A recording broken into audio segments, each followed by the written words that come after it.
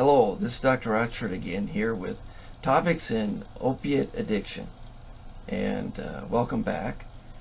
Today the topic is on dilemmas. We got into it a little bit at the end of our introductory topic last time, and dilemmas oftentimes come into the office here in my care of patients with pain management or opiate use disorders or combination thereof. So how do we deal with some of these dilemmas? What are the most common? Let's start with the first two that mostly come up. And given this is a topic on opiate use disorders, how about this one? Am I addicted or not? Do I have a problem or not? Oh my gosh, real dilemma. I can't be addicted. No. Oh, what a disaster. No, I gotta get off these drugs, and I'm not addicted. I'm just taking it for my pain, or whatever the issue may be. Listen. Simple, clear. Get evaluated. Don't be in your head trying to figure it out. Listen, it's problematic enough for the average physician, okay, let alone specialist, to sort out whether you have this disease or not. There are no biomarkers. It's not like I can just draw blood and say, oh yeah, your blood sugars are at 150 fasting, you've got a problem with diabetes.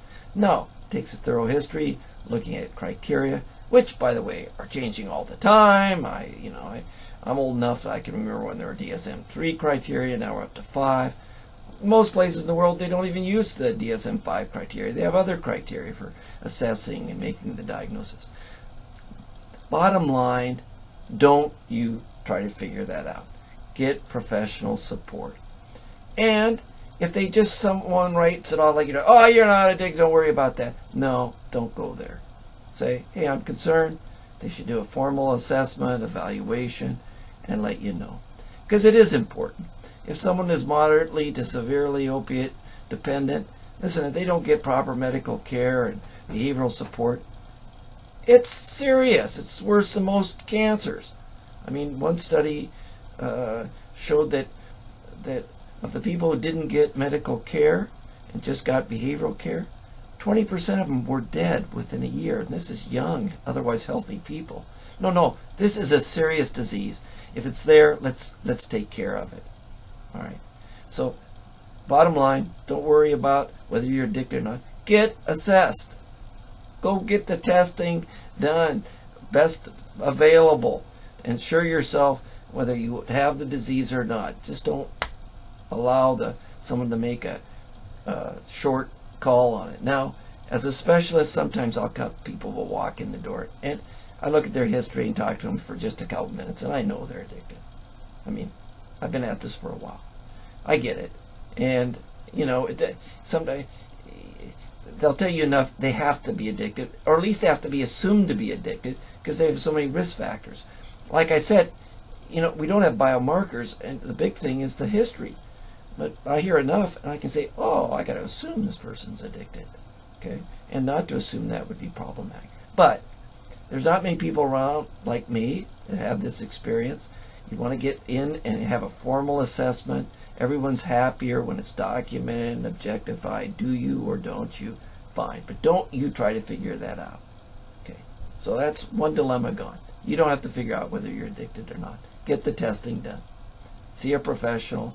Have your questions answered. Now the second dilemma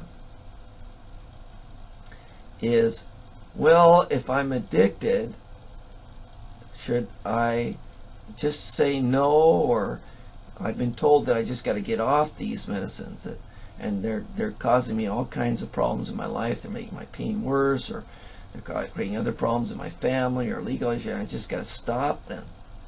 So, but I don't do well when I stop, or I can't seem to stop, or, well, again, no dilemma. Let's get right into the solution. Okay? There are medicines effective for treating this disease. Okay? Think of it like diabetes. Someone comes in and has all the signs and symptoms of diabetes, and I confirm it on laboratory testing, whatever. Okay? I don't start talking about, do you need to be on an oral hypoglycemia or insulin, and when are you going to be able to get off it? No, let's get the disease stabilized, and then we can go from there. It's the same thing here. Get it taken care of. And honestly, the really best is both and, behavioral and medical. There's no dilemma. It's just get into the solution. Do what's more likely to help you. Okay? It's all about that in medicine. There are no sure bets. I don't care what the disease is. Okay? It's always a probability game. What is likely to work based on the current evidence? So what you want to do is get around people that know what the current evidence is, what's most likely to work, and then make your choices accordingly. Not necessarily what your neighbor thinks you need or not need, or what you've been led to believe, but what the evidence demonstrates is more likely to get you where you want to be. That is, healthy, alive, prospering. I don't know. There's no dilemmas. Let's take care of the problem. And if it's not working, let's do something different. It's simple to me. No dilemmas here. That's why you come to see a doctor, right? Get some help. Improve the quality of your life, the length of your life, place good bets with regard to your health care. There's no dilemmas. There's some good bets and there's some bad bets. That's the way it is. It always will be that way. So get some help placing the good bets and then assuring that they're paying off for you. So that's it for today. 2 dilemmas. We'll come up with other dilemmas as time goes on. Those are the 2 maybe most prominent. I don't know. But I'll enjoy sharing some of the other ones with you and helping you find ways to kind of just have them fade away and go off into the oblivion. Hey, all the best, and glad to be able to share some more good news with you. Thank you. Till next time. Bye-bye.